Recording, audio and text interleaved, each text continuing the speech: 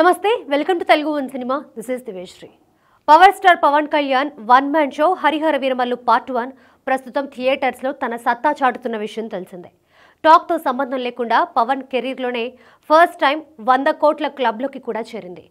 అగ్ర నిర్మాత ఏఎం రత్నం నిర్మించిన ఈ చిత్రానికి క్రిష్ మరియు జ్యోతి కృష్ణ సంయుక్తంగా దర్శకత్వం వహించారు. ఈ మేరకు మేకర్స్ కూడా మూవీ టైటిల్స్లో చెప్పడం జరిగింది. రీసెంట్గా జ్యోతి కృష్ణ ఒక ఇంటర్వ్యూలో మాట్లాడుతూ హరిహర వీరమల్లు ప్రారంభం నుంచి నేనున్నాను. వీరమల్లు కథని ever green classic movie Mayabazar టైప్లో ఫస్ట్ సినిమాగా తెరకెక్కించాలని క్రిష్ అనుకున్నారు. ఇక యాక్షన్ సీక్వెన్స్తో షూటింగ్ ప్రారంభించాం. కానీ కోవిడ్ రావడంతో చిత్రీకరణ ఆగిపోయింది. కొంచెం తగ్గుముఖం పడ్డాక ఇంకో యాక్షన్ ఎపిసోడ్ని స్టార్ట్ చేశాం. కోవిడ్ సెకండ్ వేవ్ రావడంతో ఆపేశాం. ఆ తర్వాత ఎన్నికలు వచ్చి వీరమల్లు షూటింగ్కి వరుస బ్రేక్స్ వచ్చాయి. ఈ విధంగా క్రిష్ ఏడాది పాటు వెయిట్ చేసిన తర్వాత ఆయన అంగీకరించిన ప్రాజెక్ట్స్ ఉండడంతో వీరమల్లు నుంచి వైదొలిగారు.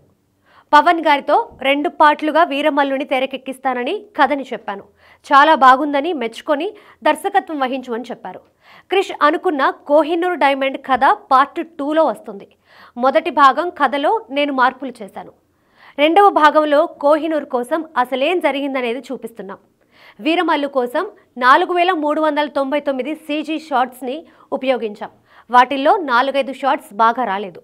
మూవీ ఎంత బాగా వచ్చినా ఏదో ఒక మైనస్ పాయింట్ చెప్తూనే ఉంటారు. వీరమల్లు విషయంలో మాత్రం సినిమా బాగలేదని ఎవరూ చెప్పడం లేదు. కొన్ని సన్నివేశాల్లో CG వర్క్స్ బాగలేదని చెబుతున్నారంటే సెకండ్ పార్ట్ ఇంకా చాలా బాగుంటుందని జ్యోతి కృష్ణ చెప్పుకొచ్చాడు. జ్యోతి కృష్ణ గతంలో గోపిచంద్ హీరోగా బలమైన సోషల్ మెసేజ్తో తెరకెక్కిన ఆక్సిజన్తో పాటు నీ మనసు నాకు తెలుసు, కేడి, రూల్స్ రంజన్ వంటి పలు చిత్రాలకి దర్శకత్వం వహించాడు.